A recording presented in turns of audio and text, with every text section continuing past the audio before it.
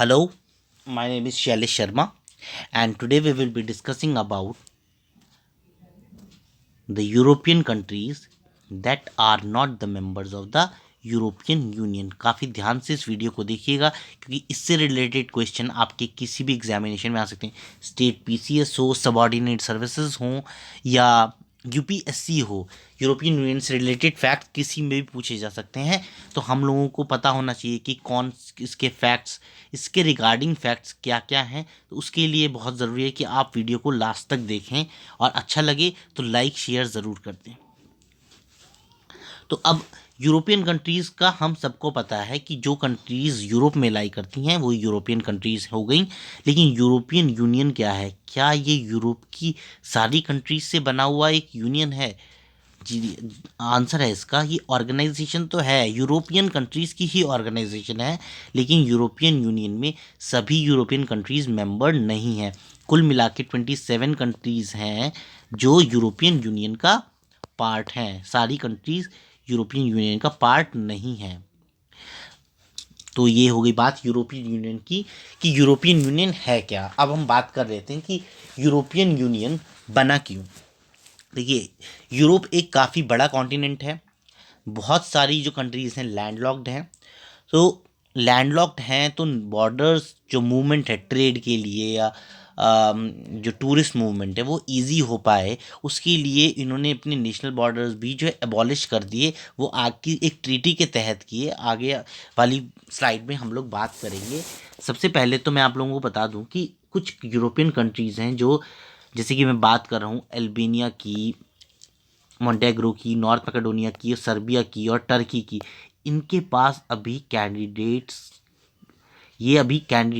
हैं EU membership के लिए। मींस इनका जो कंसिडरेशन है वो प्रायोरिटी पे है for the membership of European union.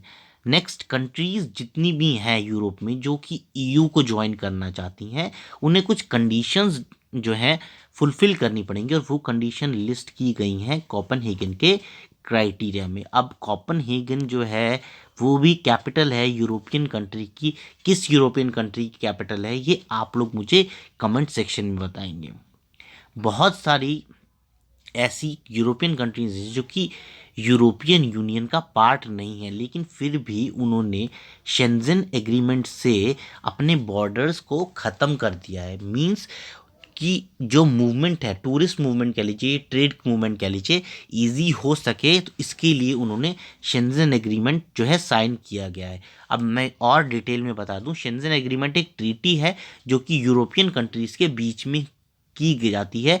आपने नाम सुना होगा शेंजन वीज़ा का। तो शेंजन वीज़ा अगर आपके पास में है तो you are entitled for a hassle free travel through the many of the European countries, although not all countries, लेकिन through many of the European countries you can travel hassle free. So वही है Shenzhen agreement, या एक treaty है जिससे कि national borders को abolish किया हुआ है। ठीक है, तो अभी हम बात कर लेते हैं इसकी हिस्ट्री के बारे में कि ये यूरोपियन यूनियन बनाने का ख्याल कैसे आया।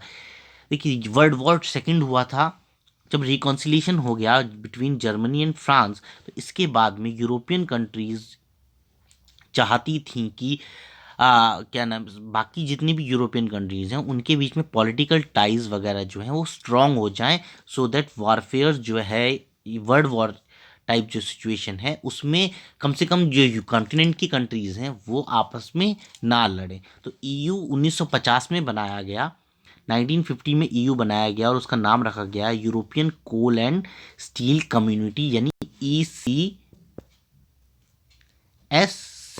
और इसका जो फाउंडिंग मेंबर्स थे वो थे 1950 में, इट हैड 6 मेंबर्स ओनली, जिनका नाम था Belgium, France, Italy, Luxembourg, Netherland और वेस्ट जर्मनी। मैं जर्मनी नहीं बोलूँगा क्योंकि उस टाइम पे ईस्ट और वेस्ट जर्मनी था।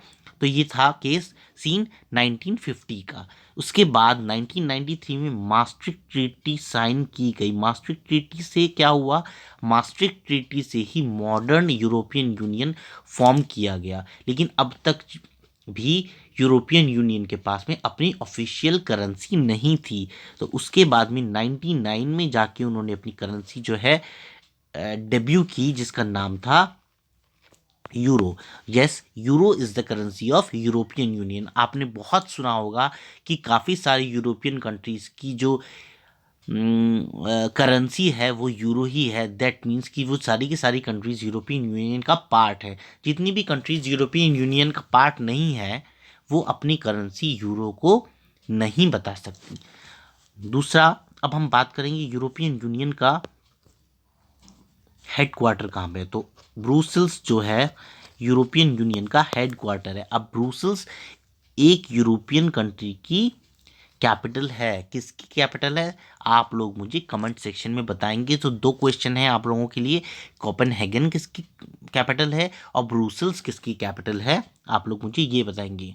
और तीसरा जो क्वेश्चन है आप लोगों के लिए ये है कि अगर मैं बात करता हूँ नॉर्थ टू साउथ जाने में, तो नॉर्थ पे कौन सी कैपिटल सिटी पड़ेगी, कोपेनहेगन या फिर ब्रुसेल्स, या मैं बात करूं ईस्ट टू वेस्ट में। चार क्वेश्चंस हैं, इनके आप मुझे जवाब दे दीजिएगा। इसकी एलिजिबिलिटी जो क्राइटेरिया दिया हुआ है वो मैंने आप लोगों को बता दिया कि कोपेनहेगन का जो क्राइटेरिया है उसमें दिया गया है। और अगर किसी भी कंट्री को ईयू में एडमिट होना है, उसका मेंबर बनना है, तो उसको उसके कोपेनहेगन क्राइटेरिया में मेंशन सारे रूल्स और स्टैंडर्ड जो हैं फॉलो करने पड़ेंगे। और जो जितनी भी मेंबर स्टेट्स हैं उनका कंसेंट भी उनको चाहिए होगा। नहीं मिलेगा तो आप लोग ईयू के मेंबर नहीं बन सकते।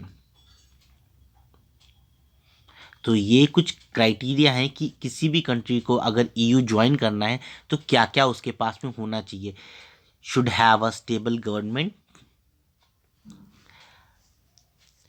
Rule of law, respect for minorities, and ability to implement the obligation of membership. यानी जो मेंबरशिप के जो रूल्स और स्टैंडर्ड हैं उसको इम्प्लीमेंट कराने की एबिलिटी भी कंट्री की जो गवर्नमेंट है उसके पास में होनी चाहिए। दीज आर द कंडीशंस जो ईयू ज्वाइन करने के लिए किसी भी कंट्री को चाहिए।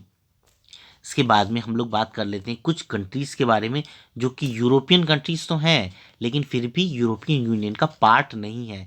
ये लिस्ट आप लोगों को याद नहीं करनी चाहिए लेकिन पता होना चाहिए कि ये कंट्री यूरोपियन यूनियन का पार्ट नहीं है। काफ़ी बार पूछ लिया जाता है। अल्बानिया की हम बात करें तो अल्बानिया नहीं है, अंडोरा भी नहीं है, आर्मेनिया भी नहीं है, अज़रबैजान भी यूरोपियन यूनियन का पार्ट नहीं है, Belarus, Bosnia Herzegovina, Georgia, Iceland, Kosovo, लिechtenstein, ये सारी जो कंट्रीज़ हैं आप लोग मैप में देखें तो इनकी जो सिचुएशन पोजीशन है आप लोगों को क्लियर हो जाएगी। You will easily locate them from north to south और ईस्ट टू वेस्ट, जैसा कि यूपीएससी में खास तौर से पूछ लिया जाता है। Moldova, Monaco, Montenegro, North Macedonia, Norway, Russia, San Marino, Serbia, Switzerland, Turkey, Ukraine, United Kingdom. United Kingdom पहले यूरोपियन यूनियन का ही पार्ट था लेकिन ब्रेक्सिट के बाद में ऑफिशियली वो 31 जनवरी 2020 को लेफ्ट कर दिया उसने यूरोपियन यूनियन को। और वेटिकन सिटी इसलिए इंपॉर्टेंट है क्योंकि पूरे वर्ल्ड में सबसे छोटी कंट्री है। तो ये कुछ कंट्रीज थी जिनका जो यूरोपियन यूनियन का पार्ट नहीं है, आप लोगों को पता होना चाहिए। कुछ कैंडिडेट हैं, कुछ पोटेंशियल कैंडिडेट्स हैं। कैंडिडेट यानी जिनकी प्रायोरिटी काफ़ी हाई रहेगी ईयू मेंबरशिप के लिए। तो मैंने आपको अल्बानिया, मोन्टेग्रो, नॉर्थ मैकेडोनिया, सर्बिया और टर्की ये करंटली कैंडिडेट्स हैं ईयू मेंबरशिप के लिए। यानी अगर मेंबरशिप जब दी जाएगी तो सबसे पहले इन्हीं को दी जाएगी। शेंजन एग्रीमेंट के बारे में बाद में बता दिया और मैस्ट्रिक्ट ट्रीटी के बारे में बता दिया।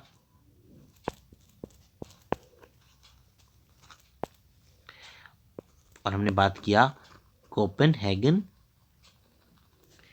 क्राइटेरिया के बारे में। Okay, thanks for watching, have a nice day.